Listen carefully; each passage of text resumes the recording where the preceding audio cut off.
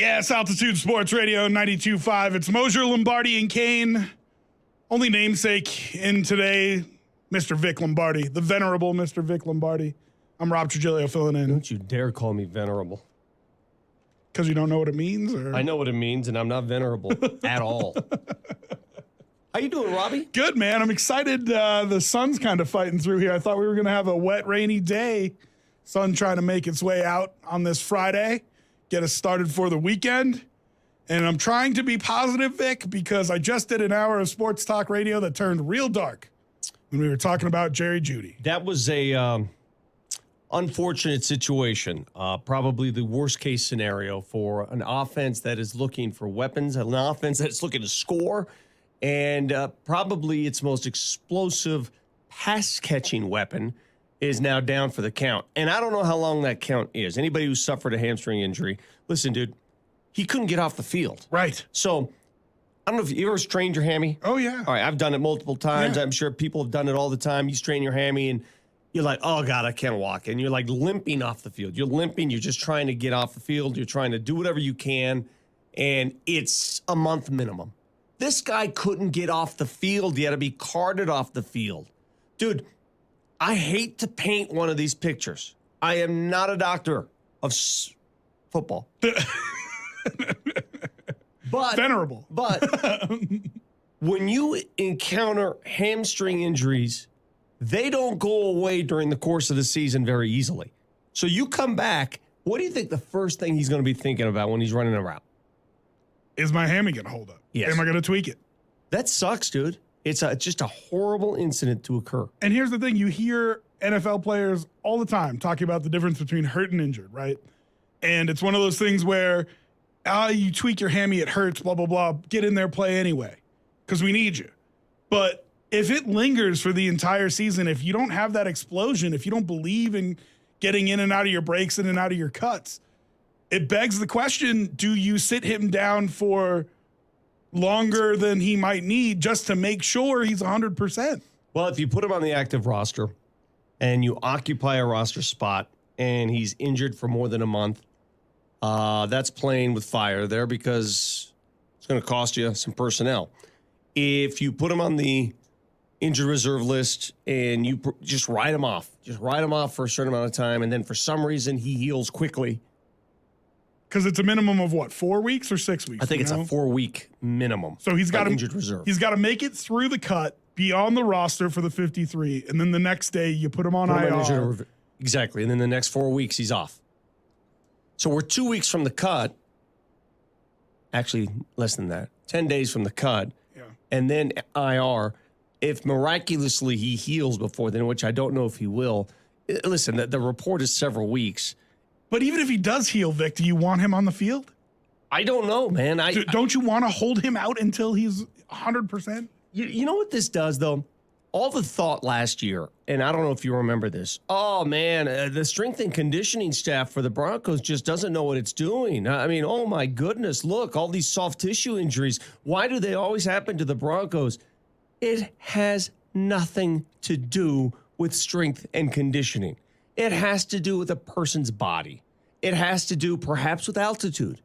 It has to do with a lot of other factors. But to put this on Lauren Landau, as I think some did, had nothing to do with Lauren Landau. Nothing. I think it was fair to ask. You could ask all you want, but now what?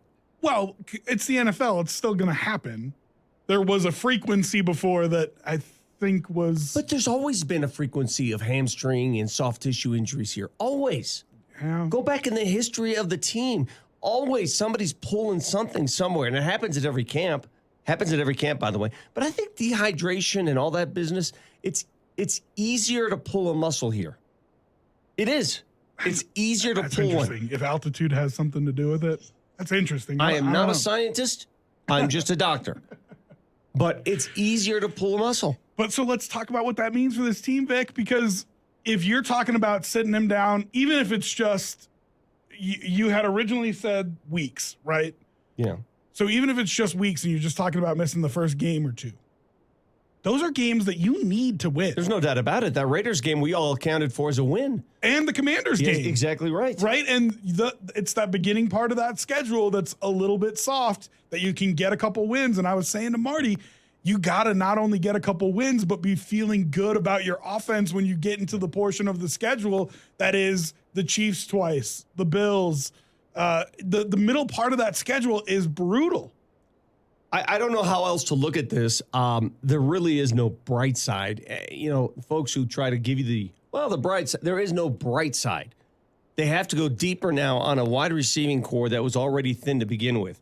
KJ Hamler, gone. Tim Patrick, gone. Jerry Jeudy for the temporary being, gone. I mean, those are three big names that big role in your offense, and they're not going to be able to play. So who steps up? You still have Courtland. Well, and we asked the question yesterday, who are your 5 best right now, players? Off the top of my head, your receiving core right now, off the top of my head, Courtland Sutton, Callaway, Little Jordan Humphrey. That's 3, correct? Yeah. Help me out. Kendall Hinton probably makes it now. Brandon Johnson, Washington. You know what I mean? Like, these are all guys that you were talking about as like, hey, this is good Those depth. are fill-ins. This could be right. And did you mention Mims? Yes, that's right. I forgot about Mims, the rookie. Lest we forget, they lost Jalen Virgil, right, as well. So, that's the worst news you could get yesterday in terms of who gets injured in what position group. That was awful. I mean, I don't know. Jerry Jeudy just seems jinxed at this point. Cannot get going. Well, and this was going to be a big year for him in terms of, and I had been one of the people defending him saying, who have his play callers been since he's been in the NFL? Yeah, Pat Shurmur's and you know what I mean? Like Nathaniel Hackett's, and it just hasn't been pretty. And this was an opportunity for him to play in an offense that could not only accentuate his skill, but maybe scheme him open. He had the most talent of any of those wide receivers. Yeah. And now you ask yourself, what is this guy's career going to turn into? He was this year was the balance for It's a tough one, man. Second day, obviously, of joint practices with the Rams, and everything was going well. From what I'm told, I did not attend yesterday's practices, but things were going great. The Broncos seemed to recover from the previous day. And then all of a sudden, the wind is knocked out of him when he goes down. And the tone of the practice changes. I do appreciate, though, I'll say this. I do appreciate Sean Payton's reaction to stuff like this. He's not a woe is me guy. He's not going to do that. Yeah. He's not going to sit up there and go, this is a big blow. We anticipated big things. We're going to have to recalibrate. He's not insensitive about it either, but this is football, man. It is. This happens everywhere. This is football. It is football, but I mean, you got to talk about putting a team on the field still. You do. And so I heard names thrown around, Vic, like Jarvis Landry. We mentioned Julio Jones doesn't have a home. T.Y. Hilton played for the Cowboys for like half a season last year. Like, any of these guys do anything for you? Hell no. Right? Like, you got to find something, don't you? Don't you have to sign a guy? Well, I don't know if you have to sign a guy of those names. I mean, there's plenty of guys out there. It doesn't have to be name recognition. There's plenty of lower level guys that will be available at the trade at the waiver deadline. There will be. Teams will waive receivers.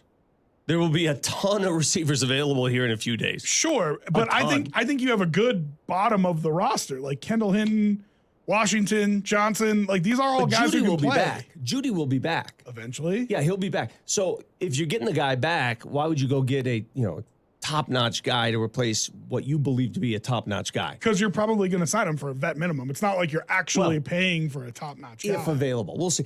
I guarantee they will scour the waiver wire. I want to hear Peyton Manning cut number 2. Again, look at how quick he is about this. And give me cut 2 and 3. Just talking about the injury. Peyton Manning at Broncos? I'm sorry, Sean Payton. Every time I see Peyton, it confuses me. He was at Broncos camp with his dad. Yesterday? Yeah, Archie Manning and Peyton Manning were both there. Sean Payton on the Jeudy injury. No, it's a hamstring. He'll get an MRI. We'll kind of see where he's at with it, but nothing more. Mm-hmm. Yeah, it would be way too early to say. I mean, typically in our system too, we're bringing receivers in and out. You know, he plays Z, he plays in the sub position for us. And look, you know, we have a lot of guys. Hopefully it's not anything long term. Okay. How about the fact that a lot of guys are going down with injuries of late? Someone wrote the other day, and you guys asked me the question. I'm pleased with where we're at. You know, we've had two significant, obviously, an Achilles and an ACL, but I don't. It's just me. I don't believe in being snake bitten, or, you know, I think we've had a really good off-season program. Bo and these guys have done a great job of we've a number of players now all coming back in, Justin and Glynchy, and you're going to see these, you know, all healthy and ready for Las Vegas. I think that's, if you looked around and you truly tried to analytically evaluate the other 31 teams, I think you'd see that, and I can't speak for a year ago where we were at this time, but I don't feel anything unusual. You want to stay healthy, but, you know, and the soft tissue ones are the ones that I feel a little bit more like, we got to, you know, those are the ones that are preventative more than, you know, like the Achilles that happen structurally on air, or those are the ones you work to improve on. You know, I agree and disagree on the soft tissue stuff, the muscle pulls, because you can do all of the, like, how do you deter a muscle pull? How do you prevent it? How do you avoid it? The real only way to avoid it is not to go full top-notch speed until you have to. I mean, how do you avoid? You stretch more? These guys stretch. I mean, yoga, recovery, all that kind of stuff. I know a lot of teams have put a lot of money into their training room. Well, that's exactly what the Broncos did in the offseason. Right, exactly. But I think overall he's right. Overall, this camp hasn't been too brutal when it comes to injuries. No, it's just the guys that have been injured. And it's just that room. It's just the wide receiver. It's the guys that have been injured. It's the particular people that have been injured. Let me tell you, Greg Penner and his group went to New York City in the offseason, and they did a big old study. They observed on sports science on what to do to improve this, because it's been a rash of soft tissue injuries. So what happens? Key player, soft tissue injury. I just think at the end of the day, you can't avoid it.